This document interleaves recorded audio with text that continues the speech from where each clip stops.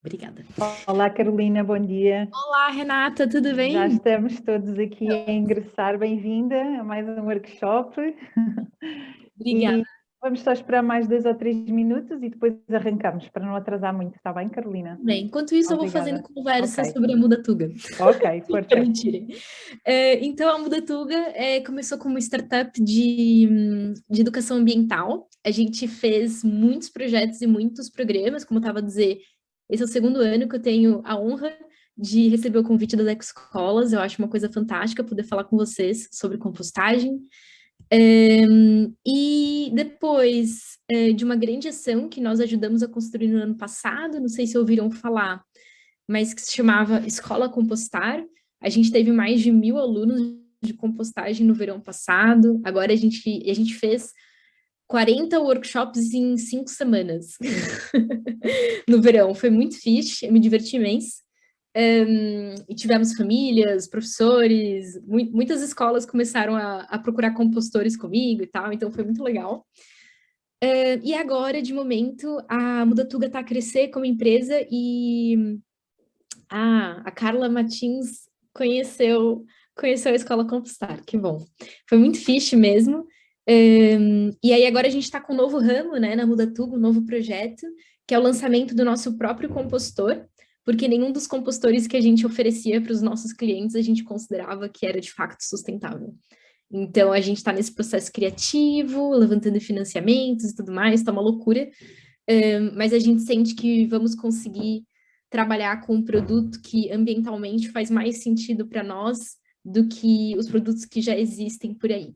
Então, é isso, Renata. A hora que você achar que eu posso começar, pode me dizer. Pode começar, Carolina. Nossa, então eu vou Pode. partilhar a tela com vocês.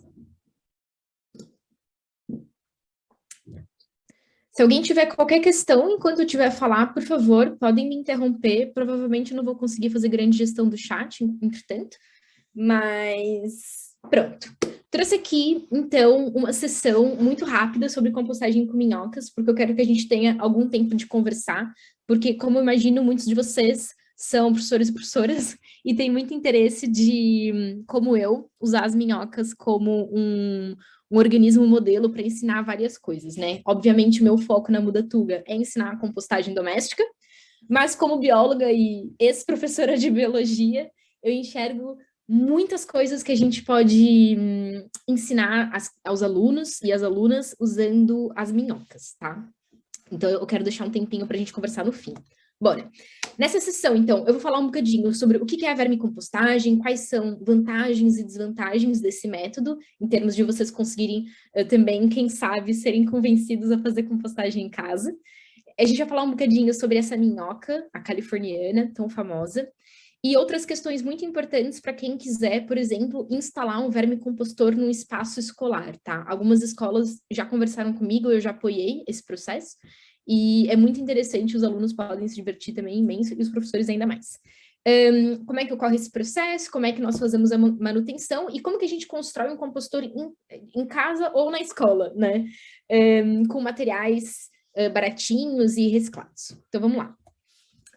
A vermicompostagem, portanto, ela é um processo mais acelerado de compostagem, certo? Daquela compostagem de jardim que a gente normalmente faz, porque ela conta com o auxílio das minhocas. As minhocas compostoras, elas atuam como principal agente de decomposição da matéria orgânica, ou seja, em vez de esperar que as bactérias termófilas e outros micro-organismos decomponham a matéria dos nossos resíduos orgânicos, que demora um bocado mais, nós vamos utilizar um macro-organismo que é extremamente voraz e gosta muito de comer os nossos resíduos orgânicos.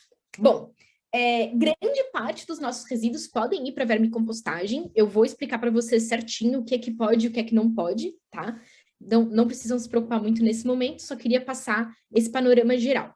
Em relação à relevância ambiental, e eu acho que aqui é um dos pontos mais interessantes para vocês, que são professores e professoras, porque nós conseguimos abordar imensos temas quando nós fazemos atividades de vermicompostagem com os nossos alunos. Desde a reciclagem de nutrientes, nomeadamente nitrogênio ou azoto, tá? Que a gente consegue exemplificar ciclos de nutrientes, em que a gente consegue falar sobre regeneração do solo. Existem imensos assuntos que a gente pode puxar a partir do assunto da vermicompostagem, tá? Também lembrei agora outra coisa muito interessante. A gente pode falar sobre mudanças climáticas, a gente pode falar sobre resíduos urbanos, a gente pode falar sobre imensas coisas, tá? Outro ponto muito importante ambientalmente é o sequestro dos equivalentes de carbono da atmosfera. Por quê? Quando a gente faz compostagem, além da gente evitar a emissão de gases de efeito estufa, que seriam gerados, por exemplo, com a deposição dos resíduos orgânicos nos aterros sanitários, quando nós colocamos o adubo no solo, existe também um processo de captura, sequestro de gás carbônico da atmosfera no solo. Como vocês devem saber, né, geralmente é até um assunto sabido, o solo, ele contém ar. A gente tem muito ar que fica ali dentro, tá? E é por isso que muitos organismos conseguem viver debaixo do solo, mesmo sendo organismos que precisam de oxigênio. Então, quando a gente incorpora o adubo, a gente ajuda esse processo de captura de CO2 ou de equivalentes de CO2, tá? Contribuindo, então, para a mitigação das mudanças climáticas. Outro ponto muito interessante para a gente abordar com os nossos alunos, quando a gente fala sobre compostagem, é a economia circular, que é um assunto que a gente fala tanto hoje em dia e que eu acredito profundamente que para a educação da cidadania, para os próximos anos, né, a gente está aqui tentando alcançar em 2022 as metas de 2030, e a economia circular é um ponto fulcral para que a gente consiga mudar a forma como nós utilizamos os nossos recursos naturais hoje em dia, tá? Obviamente, a economia circular não é só focada em resíduos orgânicos, a gente pode falar sobre economia circular e reciclagem, enfim, N formas de reaproveitamento de resíduos, mas aqui o nosso foco, obviamente, vai ser dos resíduos orgânicos. Bom, mais um ponto super importante é que as minhocas são, de fato, um organismo que tem um papel importante nos ecossistemas, nomeadamente a oxigenação dos solos, ou seja, uma das coisas que a gente mais vê nos nossos vermicompostores são os túneis que as minhocas vão fazendo conforme elas vão comendo ou vão se deslocando, certo? Elas vão criando túneis, vão mexendo o solo, vão incorporando mais ar, vão possibilitando a oxigenação.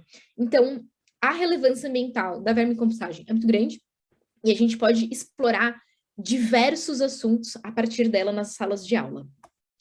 Quais são as vantagens da gente fazer vermicompostagem quando a gente compara com outros métodos, né? Quem conhece o nosso trabalho da Mudatuga, seja nas partes mais contato com as escolas, com as câmaras, ou seja, por exemplo, a parte das redes sociais, no Instagram e etc., sabe que a gente ensina vários métodos de compostagem. A gente fala sobre compostagem termofílica, compostagem bokashi, compostagem takakura, com os nomes japoneses, assim, a gente fala sobre muitos métodos. Mas cada método tem a sua vantagem e desvantagem a depender do público, certo? No caso aqui, nosso, claramente teria uma questão pedagógica muito importante. Mas no caso da compostagem doméstica em si, as maiores vantagens da vermicompostagem é a simplicidade. É extremamente fácil fazer vermicompostagem no ambiente interno, seja um apartamento, seja uma sala de aula, seja uma cantina escolar, seja um pátio, tá certo? É muito mais rápido fazer compostagem com minhocas do que fazer a compostagem termofílica, como eu já mencionei no início, pela questão do envolvimento de macro-organismos, em vez da gente depender apenas dos micro-organismos. Outro ponto muito, muito, muito interessante é a qualidade do adubo que a gente produz. Então, o meu grande sonho é que em Portugal, um dia, todas as escolas tenham compostagem em hortas, né? Porque eu acho isso uma forma de ensinar as nossas crianças e adolescentes algumas questões sobre os ciclos naturais muito importante. Então, será que não interessa a gente, na nossa escola, obter um adubo de alta qualidade para ter uma hortinha, para as crianças poderem entrar em contato com a terra? Enfim, fica o questionamento. Eu acho que sim. Outra coisa muito fixe é que ela pode ser feita em caixas plásticas que a gente empilha verticalmente, ou seja, nós poupamos muito espaço empilhando as caixas. E, além disso, nós não precisamos investir dinheiro em comprar um equipamento muito complexo, tá certo? Obviamente, a gente trabalha com compostores na Mudatuga, mas qualquer pessoa pode pegar uma caixa organizadora, adaptar, e eu vou mostrar para vocês como é que se faz essa adaptação, e fazer um vermicompostor para a escola. Não precisam de gastar dinheiro nenhum, tá certo? Outra vantagem muito fixe que eu gosto é que não exala odor nem atrai animais vetores. nós só vamos ter problemas de mosquinhas no vermicompostor caso nós façamos alguma coisa errada, tá? Então, fiquem descansados e descansadas, porque não vai ter moscas e cheiros desagradáveis nas salas de aula. E, por fim, eu acredito que pode ser muito terapêutico para quem gosta de mexer na terra. O cheiro do vermicompostor é um cheiro de floresta, tá? Tem que ser um cheiro de floresta. Se não cheirar floresta, algo tá a correr mal, certo? E eu acho que isso, na minha perspectiva e na minha experiência, tem o potencial de diminuir muito o estresse, não só pelas sensações dos cheiros, né? Que os cheiros nos conectam com as coisas, mas também pela atividade lúdica em si. Deixa eu olhar o bate-papo. Obrigada, Margarida. Pronto, continuando. Existem, sim, algumas desvantagens também, tá? Eu coloco desvantagens entre aspas, porque não necessariamente é uma desvantagem, mas talvez seja, assim, um obstáculo para a gente pensar juntos. Uma delas é que nós não podemos colocar todos os tipos de resíduos orgânicos para as minhocas, tá? Por exemplo, os alimentos ácidos, os alimentos que têm um odor muito forte, têm que ser colocados com moderação para que elas não fujam, certo? Ou, por exemplo, para que o pH do substrato do compostor não fique demasiado ácido e elas até possam ficar com a pele magoada, porque elas têm uma pele muito sensível, né? Outra questão é que nós não podemos colocar comida para as minhocas de forma assim, sem pensar muito nisso, né? Nós temos que controlar a quantidade de resíduos orgânicos que nós colocamos por uma quantidade proporcional de minhocas que nós temos disponível. Ou seja, é a mesma coisa, por exemplo, para quem aqui tem cães e gatos em casa. Nós não podemos obrigar um gato a comer um pacote de ração de 3 quilos em um dia. Ele não vai comer, ou se ele comer, ele vai passar mal, certo?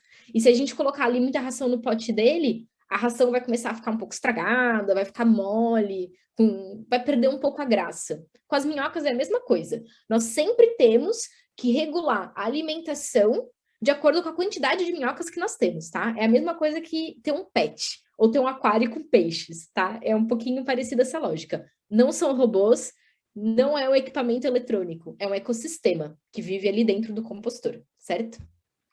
Bom, próximo ponto, muito importante, é que a gente nunca deve deixar o vermicompostor nem na chuva, nem ao sol. Eu vou falar um bocadinho sobre essa questão do controle de temperatura, um pouquinho mais para frente, mas já fiquem aqui com a ideia que, por exemplo, não adianta construir um vermicompostor com os alunos e deixar do lado de fora da sala ao sol durante o verão, porque as minhocas vão morrer e os alunos vão ficar muito tristes. Já vi crianças que perderam minhocas e elas ficam mesmo... elas têm uma sensibilidade, né? E as minhoquinhas morrerem pode ser uma experiência muito triste para elas. E para nós também. Bom, em relação a qual espécie de minhoca vocês devem usar para fazer a vermicompostagem, a verdade é sim, existem dezenas, milhares de espécies de minhocas. Todas elas, de certa forma, estão no solo a comer matéria orgânica, certo? A questão é o comportamento e qual que é a tolerância dessas minhocas ao ambiente que nós colocamos. Porque as espécies de minhocas, não sei se todos aqui são da área de biologia, ciências ou assim, mas a gente vai ter espécies de minhocas que gostam muito de ficar na superfície, espécies de minhocas que gostam de ficar numa distância mediana da superfície do solo, e outras espécies de minhocas que são minhocas de profundidade. Tá? Elas gostam de ficar lá embaixo. E elas têm um corpo mais forte porque elas, vamos assim dizer, enfrentam solos mais rígidos, tá? As minhocas californianas, são da espécie Eisenia andrei ou Eisenia fétida, são muito fishes para fazer vermicompostagem em casa e são muito usadas, né? Porque elas têm uma adaptabilidade muito boa. Elas não são nem minhocas de superfície, nem minhocas de profundidade, elas são ali daquela zona mais intermédia, e elas também não têm muitas, assim, em termos de restrição alimentar, elas ainda são até mais flexíveis, tá? Outras espécies de minhocas que vocês possam usar no compostor de minhocas, elas podem acabar fugindo, podem acabar morrendo, tá? Então, existem aqui alguns probleminhas que podem acontecer se a gente usar minhocas que não estão adaptadas exatamente a esse tipo de ambiente. Em relação às duas minhocas compostoras, muitas pessoas me perguntam, né? Ah, mas como é que eu vou saber se essa minhoca que eu tenho é a minhoca certa? Bom, a minhoca californiana, ela é vermelha, ela tem uma cor avermelhada, tá? Claro que é difícil fazer uma identificação de minhoca. Entre as duas eisênias, é quase impossível uma pessoa sem os equipamentos, sem uma chave de identificação, conseguir separar as duas, tá? O que eu recomendo é que sempre que vocês forem fazer esse tipo de atividade, se forem montar um compostor com alunos, ou mesmo em casa, procurem uma fonte de minhocas confiável. Seja por doações, de pessoas que eventualmente um dia compraram minhocas de alguém, tá? Seja por, literalmente, comprar de produtores de minhoca. Existem vários produtores de minhoca cá em Portugal, e eles são de confiança, e se precisarem de indicações, nós sempre temos. Deixa eu ver o bate-papo. Muito bem, então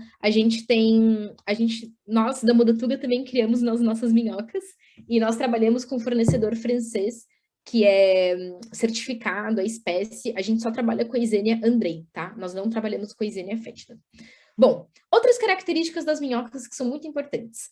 Primeira coisa, elas gostam dos alimentos vegetais, tá? As minhocas são veganas, vamos assim dizer, elas não gostam de carne e queijo e tal. Eu já vou falar sobre alimentação um pouco mais para frente, mas aqui só para dizer que elas geralmente vão comer os resíduos vegetais quando eles começam a entrar em decomposição. Apesar disso, é muito importante que nós coloquemos os resíduos num bom estado, vamos assim dizer. Nós colocamos a comida fresquinha e elas decidem a hora certa de comer os resíduos. O que geralmente acontece, por exemplo, é que a gente coloca o resíduo no dia 1, aí no dia 2 não tem minhoca nenhuma, aí no dia 3, se calhar as minhocas já estão chegando, no dia 4 estão todas lá, tá? Vocês vão ver que elas podem demorar algum tempo. Elas mesmas sabem qual que é o momento de chegar no alimento. Por quê? Muitos vegetais têm alguns polifenóis e outros metabólitos secundários que as minhocas não gostam, tá? Então, elas mesmas conseguem determinar quando que é o momento certo de atacar. Em relação à reprodução delas, é outro assunto muito interessante para tratar em sala de aula, porque as minhocas são hermafroditas e elas se reproduzem por casulos, tá? A parte mais divertida de workshop de minhoca, quando eu faço presencialmente, eu sempre faço, assim, uma atividade quebra-gelo, que é uma competição. A primeira pessoa a encontrar o casulo de minhoca ganha um prêmio. Porque no começo as pessoas, os alunos, ou mesmo os adultos, tá? Eles se empolgam muito. E, nossa, como será que é o casulo? E eu não conto nada. Eu falo assim, ele é bem pequenininho, tem 2 milímetros. E as pessoas ficam, e nossa, eu não enxergo, Carolina, onde é que tá o casulo? E aí eu coloco uma lanterna, e na hora que eles veem o primeiro, aí eles, nossa, aí eles começam a ver vários, tá? Então essa é uma atividade também muito engraçada. As minhocas, elas vivem bastante tempo, elas têm uma média de vida de 4 anos, e é por isso que eu sempre estimulo a adoção responsável das minhocas, tá? Que a gente consiga cuidar bem das nossas ajudantes na compostagem. Eu gosto de brincar também que elas são tubinhos recicladores de nitrogênio, em que elas vão comendo, né, os nossos resíduos, e depois elas fazem cocô. E o cocô das minhocas, que é o humus da minhoca, é super, super rico em azoto de boa qualidade, biodisponível para as nossas plantas, tá? Outra curiosidade muito interessante também é que elas conseguem consumir quase metade do peso delas todos os dias. Isso quer dizer que elas comem muito. Eu, por exemplo, que peso 54 quilos, é como se eu comesse 27 quilos de comida por dia, tá? É muita coisa. Então, a gente, às vezes, pode até ter um pouco a impressão que as minhocas não comem nada, mas, na verdade, elas comem muito. E, às vezes, eu faço com algumas... Dependendo de quem é meu público, né? Nos workshops de compostagem, eu gosto de fazer alguns cálculos. Vamos calcular que eu tenho 100 minhocas, cada minhoca pesa meio grama, então cada uma delas vai comer, sei lá, 0,25, sabe? Então a gente consegue fazer essas brincadeiras com os alunos, que eu também acho muito interessante. Bom, outra coisa é que naturalmente as minhocas, quando a gente coloca numa caixa de compostagem ou mesmo no vermicompostor, elas vão se reproduzindo, certo? Naturalmente, vão se reproduzindo até chegar na capacidade máxima daquele ambiente, e depois disso a gente só tem aquela taxa de rotação, tá? Isso também é uma dúvida que aparece muito nas pessoas que fazem formação ou fazem workshops, em relação a como é que eu vou saber se eu tenho o número de minhocas certo? Elas vão saber qual que é a hora delas pararem, porque não tem espaço ou porque não tem comida, enfim, elas conseguem fazer essa autorregulação. Do que a minhoca gosta? Então, vamos tentar aqui entender um pouco, se colocar no lugar da minhoca, né? Eu sou um animal com corpo mole, eu sou um animal extremamente vulnerável a predadores, certo? Quem aqui já viu uma minhoca depois de uma chuva muito forte, a caminhar pela calçada, pensa, gente, a minhoca, qualquer pessoa vem aqui, pisa ou come a minhoca, né? Um gato, um passarinho, enfim. Portanto, a gente tem que sempre tentar entender, a partir do ponto de vista da minhoca, o que é melhor para ela. Por exemplo, a questão da temperatura. Existe uma temperatura ideal de 20 a 25 graus que as minhocas adoram, mas isso não quer dizer que elas não possam sobreviver a menos ou a mais. Isso quer dizer que a gente tem que fazer o nosso melhor para garantir que o ambiente está tolerável para as minhocas, tá?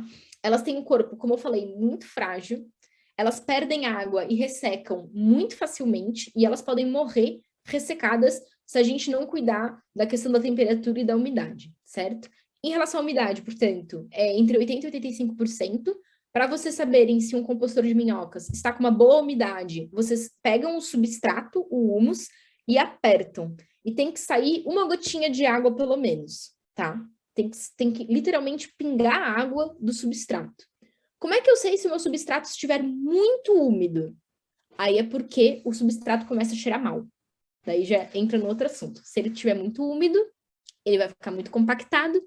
Se ele estiver muito compactado, não vai ter circulação de ar. Se não tem circulação de ar, não temos a compostagem, que é um processo aeróbio com oxigênio. E se aquilo começa a apodrecer e gerar metano, certo? Começa a cheirar mal. Então a gente consegue criar o racional junto com os nossos alunos.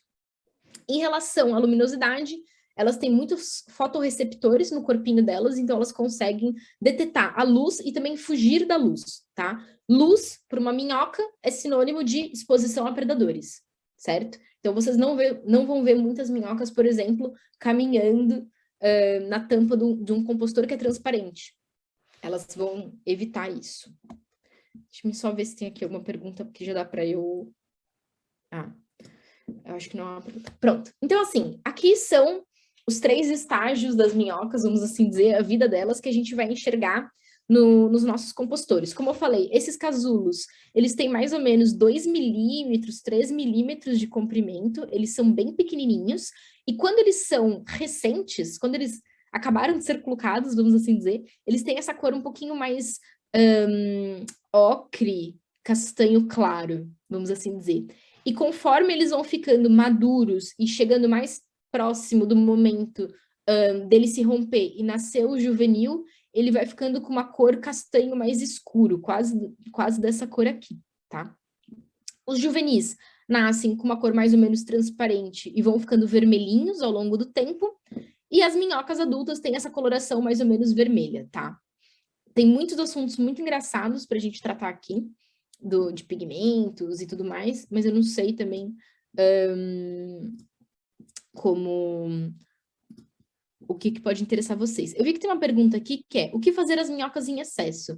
As minhocas em excesso, sim, a gente pode doar. Ou seja, na verdade, como eu falei, as minhocas vão saber o momento delas pararem de se reproduzir dentro de um certo ambiente, tá? Se vocês têm muitas minhocas num compostor, em todas as caixas, e querem doar, eu super estimulo que vocês doem minhocas, tá? Para outras pessoas também poderem começar. Até pode haver uma troca entre professores e escolas e tudo mais. Mas também, se vocês não doarem, o que vai acontecer? A população vai entrar numa taxa de crescimento quase zero, né? Em que, tipo, morre uma, nasce outra e tá mais ou menos num equilíbrio. Então, também não é grave se vocês não doarem, ok? Agora, vamos lá.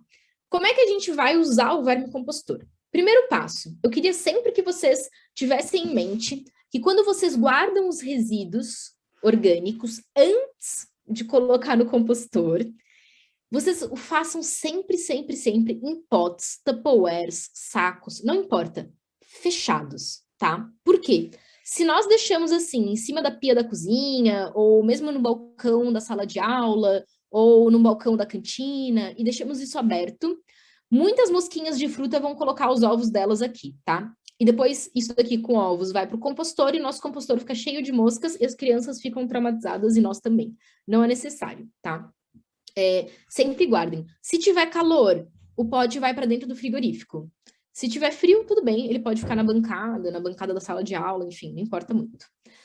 Nós sempre vamos colocar 2 tipos de resíduos dentro do vermicompostor. Isso daqui é super importante, tá? É uma das coisas mais importantes, então anotem aí em algum sítio ou gravem muito bem na cabeça. Eu posso partilhar essa apresentação, mas isso é muito importante. Eu vou sempre equilibrar 2 tipos de resíduos, os úmidos e os secos. Os meus resíduos secos são as folhas, serradura, papel cartão, casca de amendoim, o que vocês quiserem de resíduo que seja muito rico em carbono. Os resíduos úmidos são as cascas de fruta, os restos de salada, etc, etc, etc, que tem uma certa umidade. Eu vou, então, equilibrar a proporção de resíduos secos e resíduos úmidos por 2 motivos. O primeiro motivo é que os secos são mais ricos em carbono e os úmidos mais ricos em nitrogênio ou azoto, e os 2 são importantes para equação química, vamos assim dizer, da compostagem, tá? Falando de um jeito muito... Não estou falando aqui para uma aula de bioquímica, mas de um jeito muito superficial. E o segundo motivo é que, colocando parte de seco, parte de úmido, eu consigo equilibrar a umidade e garantir que ela fica ali entre os 80% a 85%. E aí eu consigo brincar com essas quantidades. Se eu sentir que o meu compostor está muito seco, eu coloco mais úmidos. Se eu sentir que ele está muito úmido, eu dou uma caprichada um pouco maior nos secos e vou fazendo uma proporção assim. No geral, se eu fizer a proporção 1 para 1, funciona bem, tá? Funciona bem. O que é essa proporção 2 para 1? É só caso algum de vocês coloque folhas secas muito grandes, daquelas folhas de plátano, algumas coisas assim. Essas folhas, elas enganam, né? Parece que é muita folha seca, mas ela é tão grande, ela ocupa um volume pequeno no saco, porque a maior parte do volume que tá ali é ar. Então, se a gente esfarelar assim com as mãos, a gente vai ver que reduz muito o volume, tá certo? Que bom, Carmen, fico feliz. Outra coisa super importante é que sempre que nós colocamos os resíduos para as minhocas, nós vamos primeiro colocar o resíduo úmido, ou seja, eu coloco o que está aqui dentro desse pote, e por cima eu cubro completamente com resíduo seco. Por quê? Eu evito a atração de insetos, tá? Então isso é muito importante também. Então vamos em frente. O que eu posso e não posso colocar para as minhocas? Esse é outro ponto super relevante, tá? Eu vou primeiro falar sobre o que eu não posso de jeito nenhum. E aí a gente conversa sobre o resto. Eu não posso colocar nada que seja de origem animal, carne, osso, resto de, por exemplo, restos de laticínios, alimentos cozinhados com sal, com óleo, nada que esteja podre, tá? Então aquela laranja que tá toda cheia de mofo, decomposta, eu não ponho no compostor, isso é lixo. As minhocas não comem lixo, as minhocas comem resíduos orgânicos frescos, tá? Não vou colocar fezes de animais, não vou colocar resíduos líquidos, iogurte, leite, sopa, feijão, molho, molho bolonhesa, não vou colocar, tá? E eu não vou colocar nada que seja um tempero muito forte, por exemplo, resto de alho, resto de cebola, menta, e todas as aromáticas, alecrim, tomilho, coentros, tá? Todas essas coisas que têm um cheiro muito forte, as minhocas acabam ficando um pouco, assim, assustadas, vamos dizer, e elas fogem, tá? Agora, o que eu posso colocar à vontade? Com toda a certeza do mundo. Eu posso colocar restos de frutas, legumes e verduras, cereais, grãos e sementes. Por exemplo, tenho semente de maçã, eu posso. Semente de abóbora, eu tenho semente de girassol, eu tenho, sei lá, linhaça que sobrou, tem aveia que sobrou, eu posso, tá? Cascas de ovos eu também posso colocar à vontade. Borra e filtro de café ou chá, com atenção que as saquetas de chá de mercado, hoje em dia, quase todas têm poliéster, tá? Então não coloquem, tenham atenção para ver se elas não tem poliéster. Depois, restos de cogumelos, então muitas pessoas perguntam se cogumelo pode, papel cartão também eu posso pôr à vontade, tá? Agora, o que eu quero que vocês tenham cuidado? E aqui é até interessante vocês, se forem alunos muito pequenos, às vezes vale a pena nem permitir esses 20%. Tudo que tiver potencial ou de afastar as minhocas, e por causa da, sei lá, da acidez ou do cheiro, né? ou também tiver potencial de virar uma papa, eu recomendo que vocês evitem. Então, por exemplo, por que eu não gosto de colocar muito papel toalha e jornal? Porque eles absorvem a umidade e ficam com aspecto meio papa, assim, e aí não é muito fixe, tá? Frutas cítricas, então casca de limão, casca de laranja, casca de tangerina. Eu colocar a casca de uma tangerina no meu vermicompostor é diferente de eu fazer sumo com 20 laranjas e colocar 20 cascas de laranja, tá? Bom senso. A gente tem que ter uma noção de equilíbrio. Ananás, tenho muito cuidado também. Não estou dizendo que é super impossível, mas, por exemplo, se a gente corta a coroa do ananás, é uma coisa. Se a gente coloca muito da casca do ananás com a parte interna, geralmente as minhocas fogem, tá? Elas não são muito fãs de ananás. E alimentos cozidos. Então, por exemplo, com alimentos cozidos, tenham atenção uma coisa. É diferente eu fazer legumes cozidos no vapor e batata frita, tá? Então, quando eu digo alimentos cozidos, é que se eu tiver um resto de, sei lá, brócolis cozido, uma couve que eu, enfim, cozinhei com quase sem sal e com fio de azeite, é uma coisa. Uma batata frita é outro universo. Então, a gente não pode colocar batata frita, tá? Elas não gostam de óleo. Enfim, eu sei que essa é a parte que desperta mais dúvidas, geralmente, mas eu recomendo que vocês tenham esse cuidado. Bom, eu vou em frente, o tempo tá passando muito rápido, se calhar não vai dar tempo de falar tudo, porque eu ainda queria conversar com vocês, mas eu vou passar nas partes mais importantes. Como eu já falei... Temos 20 minutos, está bem, Carolina? Então eu vou fazer mais uns Pronto. 10 e depois 10 para a gente conversar. Ou algum espaço para depois questões, mas mais ou menos meia hora, está bem? Ah, ok. Pronto, perfeito. Então, tô mais calma.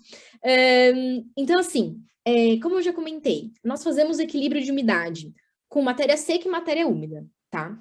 E como eu também comentei, o excesso da umidade, ele gera um ambiente anaeróbio, sem oxigênio, sem circulação de ar. E esse ambiente sem circulação de ar é o que gera o odor desagradável. Porque é isso que vai, por exemplo, gerar gás metano em vez de CO2. Eu respiro e eu libero CO2, certo?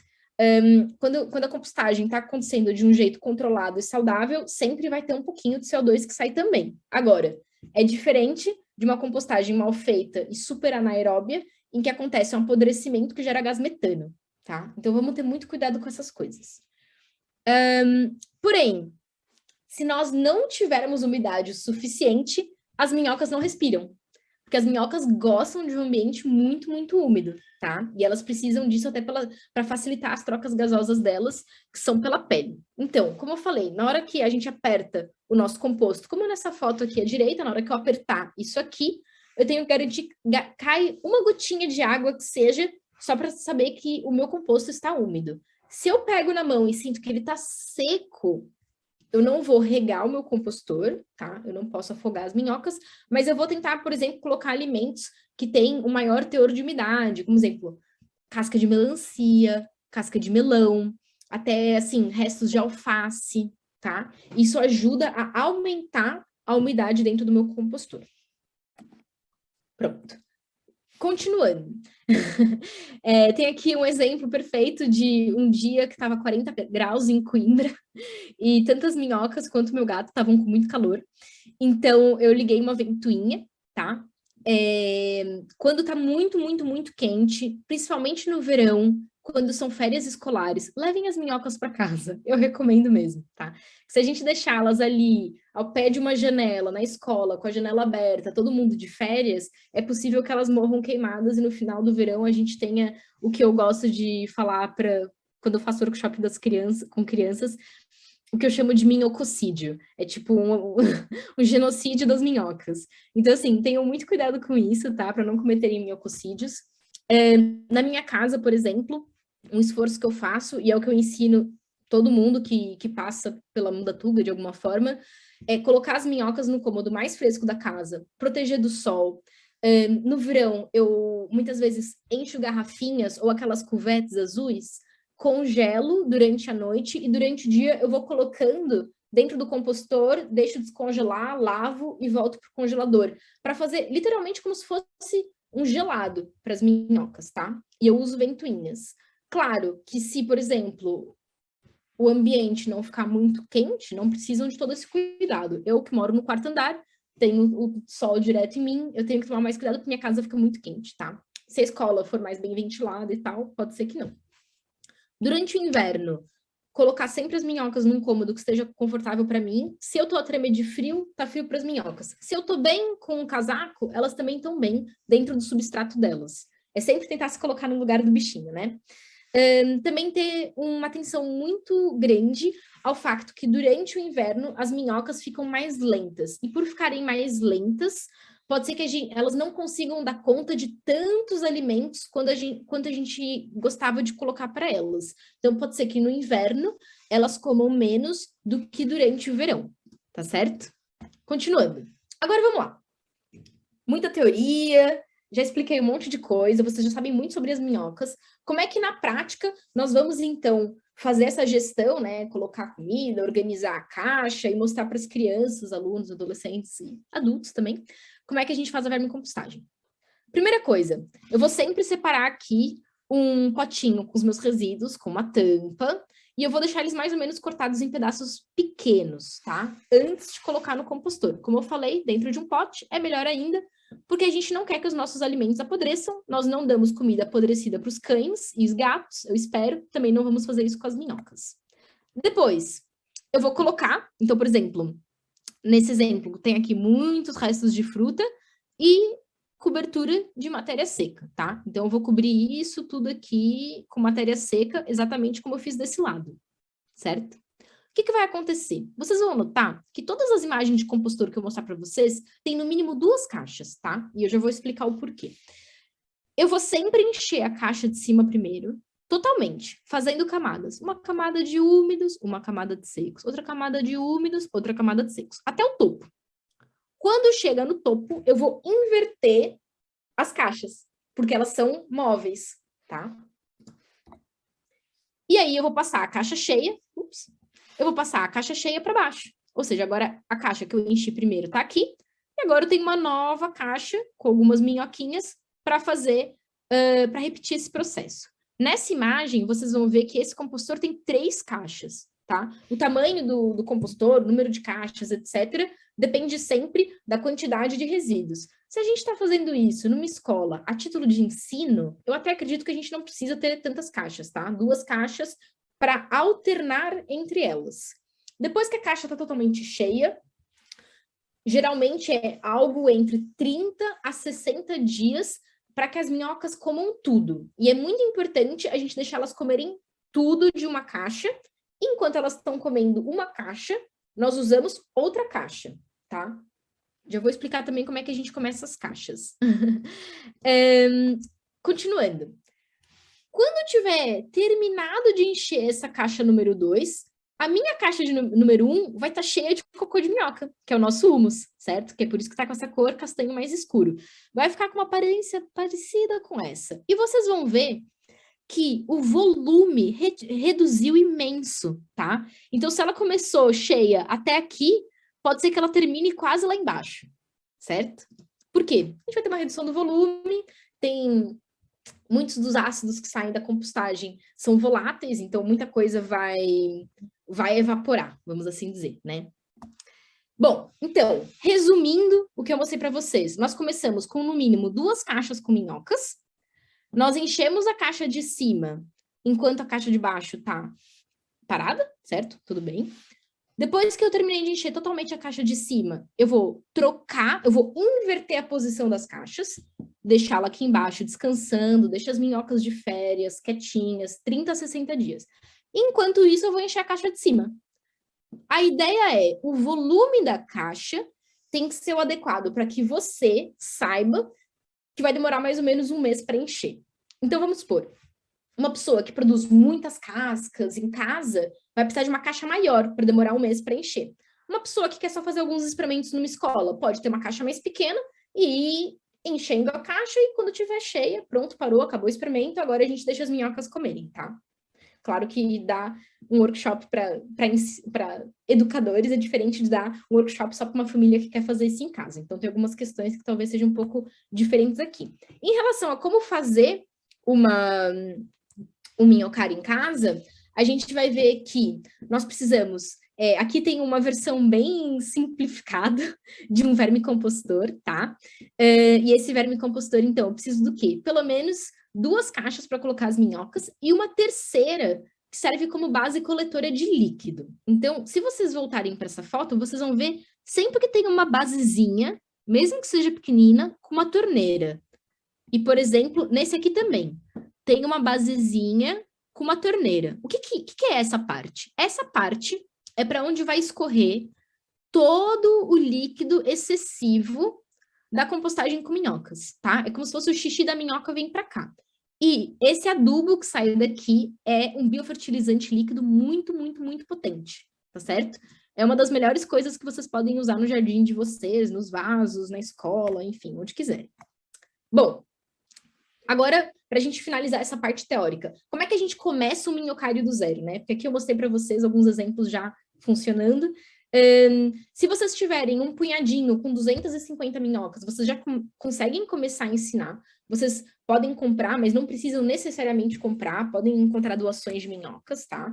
Vocês vão colocando sempre um pouquinho de comida, progressivamente, algumas vezes por semana, e dando tempo, porque quanto mais tempo passa, mais as minhocas se reproduzem, quanto mais elas se reproduzem, mais resíduos eu posso colocar, tá? E aí vocês vão, até é engraçado ver com as crianças, o crescimento populacional, vocês podem desenhar uma curva, tem N coisas que se pode fazer que são muito divertidas. Geralmente, a cada 60 dias, as minhocas dobram a população. Então, se hoje, dia 5 de fevereiro, eu tenho 250, no dia 5 de abril, eu vou ter umas 500 já, tá? Elas crescem muito rápido. Carolina, temos 10 minutos. 10 minutos, pronto. Tá bem, então, eu vou encerrar. Obrigada. Nada, pronto.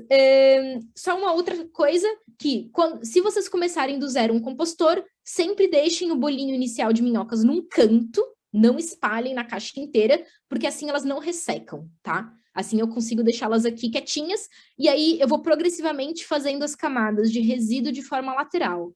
Eu vou colocando no fundo, no fundo, no fundo, e as minhocas sozinhas vão migrando desse bolo à busca de alimento horizontalmente, tá? E aí depois eu começo a fazer camadas verticais. Essa parte é um pouco estranha de explicar por Zoom, mas pronto. Em relação ao humus das minhocas, para retirá-lo, simplesmente é abrir as caixas, deixar a minhoca em exposição à luz, não ao sol, e gradualmente raspando e tirando, tá? Isso demora um pouquinho mais de tempo.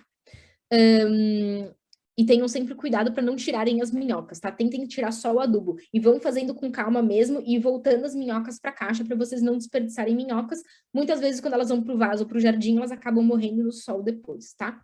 Pronto.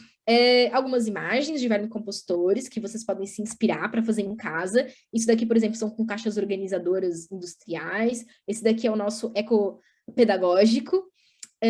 Outro ponto que eu esqueci de falar é que a gente tem que diluir sempre o adubo das minhocas na proporção de 1 para 10. Então, 10 mililitros de xixi de minhoca para 100 mililitros de água, tá?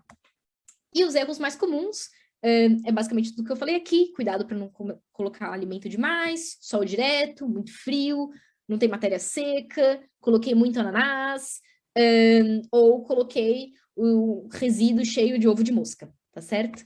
Pronto. Eu vou encerrar por aqui, porque eu quero ainda poder ouvir vocês também um bocadinho. Eu vou parar de compartilhar minha tela e parar de falar um pouquinho e ver as perguntas do chat. Vamos lá. Quem quiser também falar... Nós podemos comprar esse pedagógico, como é que disse? O nosso ecopedagógico. Sim. Bom, ele não vende em Portugal e nós não vendemos também. Ele é um compostor que eu trouxe do Brasil, porque no Brasil tem uma fabricante que criou esse material focado em escolas. Mas, assim, a gente pode combinar, se muitas escolas quiserem, eu conheço o dono, a gente pode trazer um carregamento para cá, e ele custa, tipo, 25 euros, tá? O que vai ser caro vai ser os portos, é muito baratinho, então a gente consegue organizar isso. Mas, assim, Carmo, se a Carmo fizer um compostor com caixas transparentes em casa, não precisa... Deve conseguir. Exato, não precisa de ter, ele só é mais bonitinho, né? Ele é todo feito, mas deve-se conseguir. Obrigada. E as minhocas são muito caras? Não. E também, Carmo, pode conseguir algumas doações. No fórum da Mudatuga, no site, e no fórum da escolacompostar.pt, há pessoas que doam minhocas. Eu vou colocar aqui, www.escolacompostar.pt. Nós vendemos, obviamente, faz parte do nosso trabalho, mas para quem, eu entendo que muitas escolas não vão ter esse orçamento, é tipo 20 tal euros também, não é muito. Mas também podem procurar doações. Ok, obrigado. Bia, quer colocar a sua questão? Obrigada. Carol, muito boa a sua apresentação. Falo do Brasil, então já vou aproveitar para perguntar quem é o seu fornecedor das caixas no Brasil. É a Morada da Floresta. Tá bom. A Morada da Floresta em São Paulo. E você também pode procurar a Composta Barão, que é de uma amiga minha super de confiança, que fornece para o Brasil inteiro também. Legal. E essa caixa transparente que você fala, você diz que ela é mais sustentável. Qual é o diferencial que você tem nessa caixa? A caixa transparente, qual? Que a Mudatuga vai fazer? No início da apresentação, você falou que vocês estão desenvolvendo a própria caixa, que é mais sustentável. Qual é esse diferencial?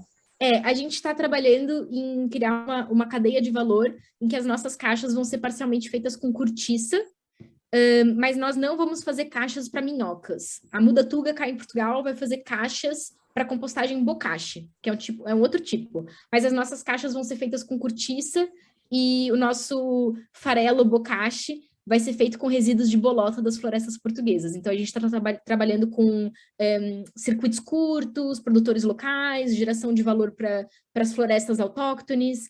É um projeto que ele é muito pensado para Portugal. Ele não faz tanto sentido, se calhar, se exportar para o Brasil, porque a cortiça aí não é uma coisa, né? E aqui ela já é. E uma última questão, no caso de uma escola muito grande, com muitas crianças, como que você acha que a gente pode viabilizar fazer uma compostagem diária com todos os resíduos produzidos? Muito bom. Tem várias coisas. Pode procurar, podem conversar com a gente tem um e-mail que chama mudatuga.com. Eu posso enviar também os manuais. Tem um método que chama Takakura, que pode ser muito fixe para as escolas. Basicamente, fazem com os alunos alguns fermentos aceleradores de compostagem. Podem fazer pilhas de compostagem e nem precisa de gastar dinheiro. Se tiver jardim, por exemplo, conseguem fazer a compostagem termofílica, que é um outro método, que também, se tiverem questões, eu posso enviar os materiais todos para vocês. E tem um método no Brasil que é muito famoso, que aqui em Portugal não usam, que chama método Lages. Então, se procurar o método Lages de compostagem, eu vi muitas escolas em Santa Catarina, no Brasil, que é onde surgiu isso, que já usaram e deu super certo. Mas aí não tem minhocas, né? Não, aí esses métodos... Então, quando são muitos resíduos, geralmente é sem minhocas. A não ser, por exemplo, que vocês consigam um espaço para... Algumas pessoas colocam umas banheiras, sabe aquelas banheiras usadas, assim? As pessoas fazem compostagem em banheira, e aí o ralinho da banheira, a pessoa integra a torneirinha. E eu já vi várias pessoas fazendo isso também. Então, banheiras usadas, reaproveitadas para a gente fazer casa de minhoca, tá? Aí só tem que tomar cuidado com uma coisa. A banheira tem que ser muito grande, porque se bater o sol, a minhoca tem que ter espaço, tipo, de encontrar algum lugar no meio que não esquente muito, ou fazer um telhadinho para banheira, também é até bom, tá? Um telhadinho para não chover e não acumular muito líquido e tal. Perfeito, muito obrigada. Vou entrar em contato com você depois. Tudo que vocês precisarem, e-mail, eu tenho 30 mil PDFs. Agora é a Teresa. Teresa. Boa tarde. Queria só saber se, por exemplo, o desperdício de uma serragem, a serradura de qualquer carpintaria, serve como para composto seco. Sim, serve, é uma das melhores matérias secas, mas tem que ter uma atenção, Teresa, que é se a carpintaria usou verniz na madeira. Se for madeira envernizada ou tratada, proibido, vai matar as minhocas. Se for madeira natural, a melhor coisa que você poderia fazer é usar esses desperdícios para equilibrar a umidade. É perfeito. Sim, tá? E se for pellets de gato utilizado com xixi de gato? Não pode, pois não? Então, tem aí um problema. Depende, aí é uma outra questão que a gente abre uma caixa de Pandora, que é depende para que vai usar o adubo depois. Eu não recomendo colocar nada de gato ou cão num compostor em que alguém pode pegar aquele adubo e colocar numa horta, tá? Por questões de contaminação, toxoplasmose e outros tipos de parasitas que o gato pode ter. Porém, super possível fazer desde que você tenha total consciência que é um compostor separado, que aquele adubo só você tem acesso e que vai colocar num canteiro de flores e que ninguém nunca vai comer nada que saia dali, tá? Então, Ok, aí muito uma questão... obrigada. Nada, é uma questão Obrigadíssimo. de gestão mesmo de parasitas, pra gente tomar um pouquinho de cuidado. Mas as Ok. pellets em si não são um problema, o problema é mesmo o xixi As ou... pellets são de madeira, exato. E o Exato. xixi, como eu pensei que tinha adubo, tinha nutriente azoto, mas é a contaminação. Obrigada. Eu tenho um pouco de medo enfim, ele faz xixi, mas também faz cocô ali, né? Não sei. Eu teria um pouco de medo. Casca Claro. de pinheiro também pode, que vi que perguntaram aqui, mas tem que tomar cuidado que às vezes ela é muito ácida. Pronto. Falando rápido, agora falta E só a serrinho? A Carla ia falar alguma coisa? Serrinho. Olá, Olá. boa tarde. Carolina, eu tenho uma dúvida. Nós fizemos um vermicompostor lá na escola com caixas de peixe, daquelas de esferovite, está a correr muito bem. Mas apareceram-nos umas larvazinhas brancas para aí com 1,5 mm. Será normal? São auxiliares ou é alguma coisa que não devia lá estar? Isso, pela descrição, parece mais larva de mosca do que auxiliares. É normal aparecer fungos, aparecer colêmbulas, aparecer ácaros. Ácaros são super normais na vermicompostagem. Agora, essas larvinhas parecem mosca. Eu teria um pouco de cuidado, tá bom? Pronto. Já vi que a gente vai... Carolina, vamos encerrar dentro de alguns segundos. Muito obrigada pela disponibilidade, pela partilha da informação, que foi muito, muito útil, e qualquer dúvida ou questão também, eu penso que a Carolina deixou aqui os contactos, ou qualquer dúvida ou questão, podem sempre enviar um e-mail para o programa Ecoescolas e ela poderá ajudar-vos.